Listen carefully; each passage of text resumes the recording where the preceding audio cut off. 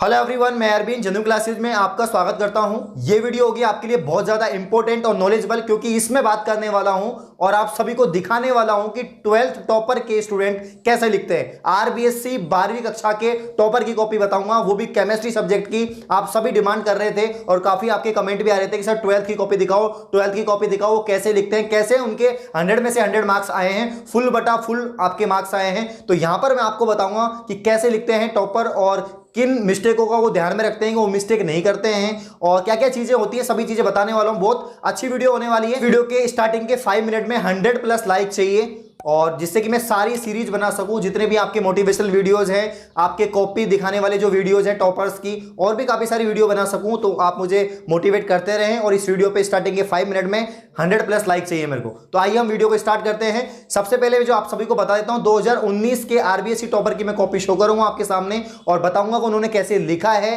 कि क्या क्या चीजों को उन्होंने ध्यान में रखा है जिसके उनके 100 में से 100 मार्क्स आए हैं। तो जैसा कि आप देख पा रहे होंगे स्क्रीन पर, ये जो कॉपी है माध्यमिक शिक्षा बोर्ड राजस्थान अजमेर की 12th क्लास की कॉपी है, 12th बोर्ड की कॉपी है और केमिस्ट्री सब्जेक्ट की कॉपी है। 2019 के टॉपर की कॉपी है ये। अब देखते हैं कैसे लिखते हैं टॉपर आपके, और आप भी उन चीजों को ध्यान में रखते हुए आपको भी ऐसे ही लिखना है। आपका प्रेजेंटेशन दी बेस्ट होना चाहिए, आपके लिखने की शैली बहुत अच्छी होनी चाहिए, जिससे आपके एक भी नंबर नहीं कटे और आपके 100 में से 100 मार्क्स आए। यहां पर आप देख पा रहे होंगे उन्होंने पहला क्वेश्चन जो स्टार्ट किया है वो 30 नंबर से किया है, यानी शायद उन्होंने लास्ट से स्टार्ट किया है। तो कोई जरूरी नहीं है कि आप सीक्वेंस में करो, कि पहले से लेकर आप, बहुत अच्छी बात है अगर आप सीक्वेंस में कर रहे हो, स्टार्टिंग से लेकर 30 क्वेश्चन तक आप कर रहे हो। इन्होंने पीछे से पेपर को स्टार्ट किया है, कोई दिक्कत नहीं है, लेकिन सारे क्वेश्चन बहुत अच्छी तरीके से लिखे हैं इन्होंने।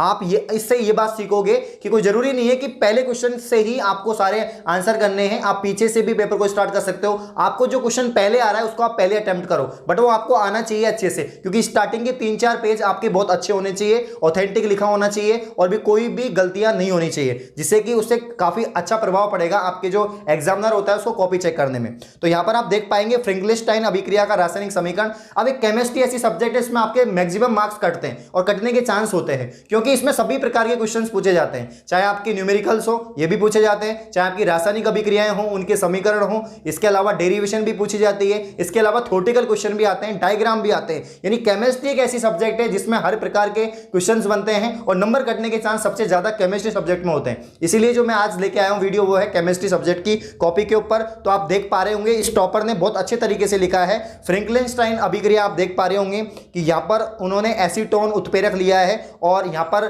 एल्किन आयोडाइड इन्होंने बनाया है। तो बहुत अच्छे से साफ, मतलब कि बहुत clean, neat and clean work किया है, बहुत अच्छे से लिखा है। लिखने के बाद इन्होंने 2 लाइन का गैप दिया है, गैप देने के बाद में सेकंड इन्होंने आंसर किया है और सेकंड आंसर भी इन्होंने ऑथेंटिक लिखा है, कुछ भी इधर उधर नहीं किया है। आपको मैं पर्सनल एक्सपीरियंस बता रहा हूं, अगर आप बिल्कुल ऑथेंटिक लिखेंगे केमिस्ट्री में तो आपके फुल में से फुल मार्क्स मिलेंगे। केमिस्ट्री एक ऐसा सब्जेक्ट है कि आप अगर जो मांगा है उतना ही लिख रहे हो तो आपके नंबर बिल्कुल नहीं कटेंगे, लेकिन अगर जो मांगा है वो आप नहीं लिख रहे हो, कुछ और लिख रहे हो, तो आपको बिल्कुल नंबर नहीं मिलेंगे। क्योंकि इस चीज़ से मैं अच्छे से वाकिफ हूँ, मेरे भी केमिस्ट्री में थोड़े कम नंबर थे 12th में। मैं खुद ये चीज़ मानता हूँ कि मेरी गलती से मेरे नंबर कम हुए हैं। उसका कारण यही था कि मैंने ऑथेंटिक नहीं लिखा, ठीक है ना, लेकिन आपको ऑथेंटिक लिखना है, ध्यान रखना ये चीज़।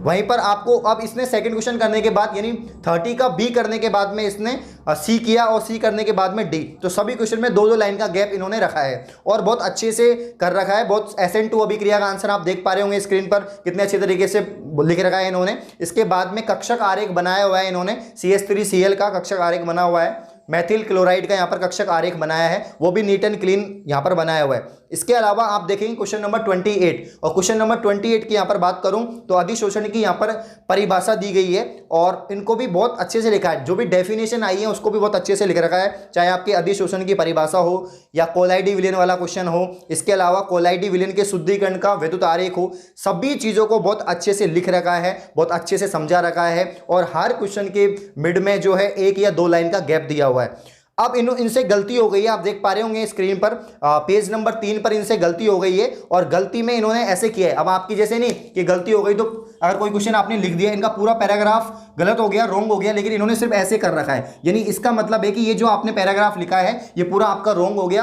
तो ओनली इतना क्रॉस कर रखा है जिससे पता लग गया कि भाई इनका गलत हो गया, और इन्होंने वापस से फिर उसको रिटर्न लिखा है और बहुत अच्छी तरीके से लिखा है। और डायग्राम भी देखो, आप देख रहे होंगे स्क्रीन पर कितना सुंदर डायग्राम बनाया हुआ है, स्ट्रक्चर बनाया हुआ है। और ये जो स्ट्रक्चर है वो है वैद्युत अपोहन का नामांकित चित्र, इसका बनाया हुआ है। बहुत अच्छे से इन्होंने नामांकित किया हुआ है कि एनोड क्या है, कैथोड क्या है। इसके अलावा इसमें अशुद्धियां, इलेक्ट्रोड, ये सारी चीजें दर्शाई हुई हैं। तो हमेशा डायग्राम का ध्यान रखना है, साइंस में हो चाहे आपके बायोलॉजी हो, केमिस्ट्री हो, फिजिक्स हो, आपको डायग्राम बनाते हुए आपको ध्यान रखना है कि नामांकित करना है उसको, और वो बहुत इंपॉर्टेंट है। इसके अलावा क्वेश्चन नंबर 27 आप देख पा रहे होंगे, ऑक्जेलिक अम्ल की संरचना सूत्र बनाया इन्होंने, वो भी बहुत नीट एंड क्लीन बनाया हुआ है। इसके अलावा एल्डोल संघनन की विधि, अब क्रिया विधि का ध्यान रखना है। आप जब केमिकल रिएक्शन लिखते हो, बहुत अच्छी बात है अगर आपने केमिकल रिएक्शन लिखी है और पूछा गया तो आपने लिख दी है। तो आप जब प्रोडक्ट लिखते हो तो अगर आपको मैकेनिज्म आती है, अगर आपको रिएक्शन की मैकेनिज्म आती है, क्रियाविधि आती है और आप उसको लिख रहे हो तो बहुत अच्छा प्रभाव पड़ेगा और पूछी भी जाती है। तो यहां पर जो है एल्डोल संघनन की क्रियाविधि पूछी गई है और इसने बहुत अच्छे तरीके से लिखी हुई है। मतलब आप जैसे देख पा रहे होंगे काफी अच्छे तरीके से लिखा हुआ है यहाँ पर, और बहुत नीट एंड क्लीन वर्क किया है, इसलिए इसके एक भी आधा मार्क्स भी नहीं कटा है। प्रत्येक क्वेश्चन में बहुत पूरे में से पूरे मार्क्स दिए हुए हैं।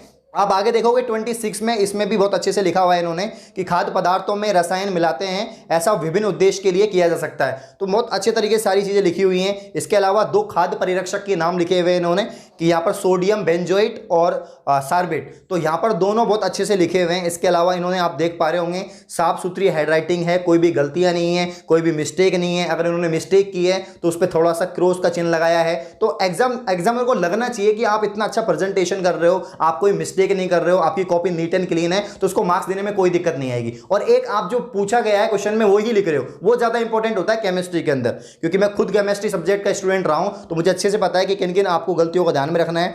इसके अलावा नेक्स्ट क्वेश्चन भी 25 भी बहुत अच्छे से किया है और सारे क्वेश्चन इन्होंने बहुत शानदार तरीके से किए हुए हैं। 24 देख लो आप, और सब क्वेश्चन के मध्य में 2 या 3 लाइन का गैप है। इसके अलावा रासायनिक समीकरण देखो आप, पेज नंबर यहाँ पर 8 के अंदर देखोगे तो बहुत अच्छे से रासायनिक समीकरण लिख रखा है इन्होंने। पूरा यहाँ पर उत्प्रेरक वगैरह लिया है, सांद्र HNO3 उत्प्रेरक लिया है। उत्प्रेरक का ध्यान रखना है, अगर आपको कैटालिस्ट यूज में लेना है तो बिल्कुल लेना है, तीर के निशान के ऊपर आपको लिखना होता है, आप सभी को पता है। इसके अलावा जो यहाँ पर राइबोस शर्करा की संरचना है वो भी बहुत अच्छे से नीट एंड क्लीन बनाई हुई है। मेरे टाइम पे DNA का स्ट्रक्चर आया था और मेरे से वही गलत हो गया था, तो आपको डायग्राम नीट एंड क्लीन बनाने हैं, ध्यान रखना है कौन सा डायग्राम किस तरीके से बनेगा, तो आपको पूरे में से पूरे मार्क्स मिलेंगे। क्योंकि केमिस्ट्री में हर छोटी से छोटी गलती के जो है मार्क्स करते हैं। स्पेशली 12th क्लास की मैं आप सभी को बता देता हूं, 12th की जो मार्किंग होती है बहुत हार्ड होती है, आप सभी को मैं बता रहा हूं इस बार। 12th क्लास की जो RBSE बोर्ड की जो मार्किंग होती है वो अन्य स्टेट बोर्ड और अन्य किसी भी बोर्ड से ज़्यादा हार्ड होती है, तो आपको बहुत संभल के अच्छे से लिखना है। जो परसेंटेज हम 10th में हमारी बनती है 96, 97 और वो 12th में जाके बहुत कम हो जाती है, तो ये आपको ध्यान रखना है। क्यों कम होती है? क्योंकि हम छोटी छोटी गलतियां करते हैं पेपर में जब हम आंसर लिखते हैं उस समय, तो इन गलतियों को आपको ध्यान में रखना है और सभी चीज़ों को आप अच्छे से कर सकते हैं। इसके अलावा आप देखेंगे पेज नंबर 9 पे बहुत अच्छे से सारी चीज़ें लिखी हुई हैं, कोई एक भी लाइन इधर उधर नहीं है। जो पूछा गया है फिनोल का चाहे एल्कोहल के बारे में सब कुछ अच्छे से लिखा हुआ है।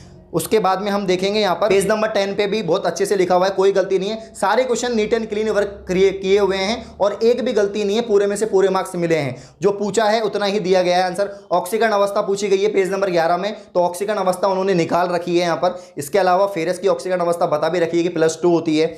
और परावर्तनीय भट्टी का नामांकित चित्र, आप नामांकित चित्र देखोगे इतना नीट, मतलब ठीक ठाक बना रखा है, लेकिन उनको नामांकित किया हुआ है, जो डायग्राम है उसको नामांकित किया हुआ है, तो बिल्कुल मार्क्स नहीं कटे हैं, पूरे में से पूरे मार्क्स मिले हैं।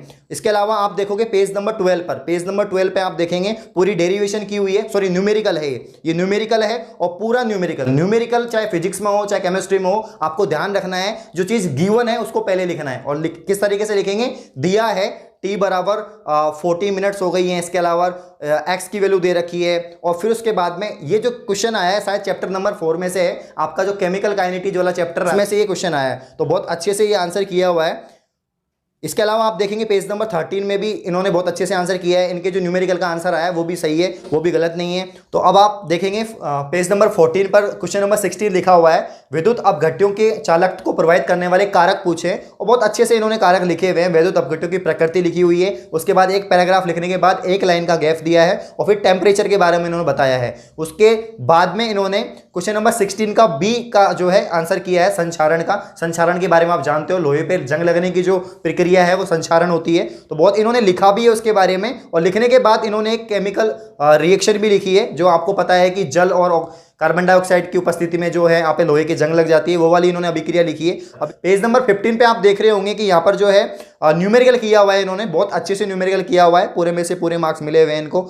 और उसके अलावा जो है आपके पेज नंबर 16 पे आप देख लो एक डायग्राम बनाया हुआ है, जो आपके पहला जो चैप्टर है केमिस्ट्री के अंदर सॉलिड स्टेट, उसमें से क्वेश्चन है और बहुत अच्छे से लिखा हुआ है डायग्राम भी, और सारी चीज़ें फैक्ट वगैरह वैल्यू वगैरह बहुत अच्छे से लिखी हुई है। तो आपको एक एक बारीकी से आपको सारी चीज़ों को ध्यान में देना है, आपको बिल्कुल गलतियां नहीं करनी है, आपको जो भी याद है वो आपको लिखना है, लेकिन जो पूछा गया है उतना आपको ध्यान देना है। तो ये जो लास्ट पेज था इसमें भी इन्होंने एक एक नंबर के जो आंसर्स हैं वो बहुत अच्छे से लिखी हैं और इनके फुल में से फुल मार्क्स आए। तो आपको ध्यान रखना है कि क्या क्या गलती इसने नहीं की है। आपने पूरी कॉपी देखी है, मैंने भी अच्छे से आपको समझाया है कि क्या क्या मिस्टेक आपको नहीं करनी है। आपको डायग्राम अच्छे से बनाने हैं, न्यूमेरिकल अच्छे से करने हैं, आपको जो केमिकल रिएक्शंस हैं वो अच्छे से लिखनी है। सभी चीज़ों को ध्यान में रखोगे तो केमिस्ट्री में आपके 100 में से 100 नंबर लाने से कोई नहीं रोक सकता।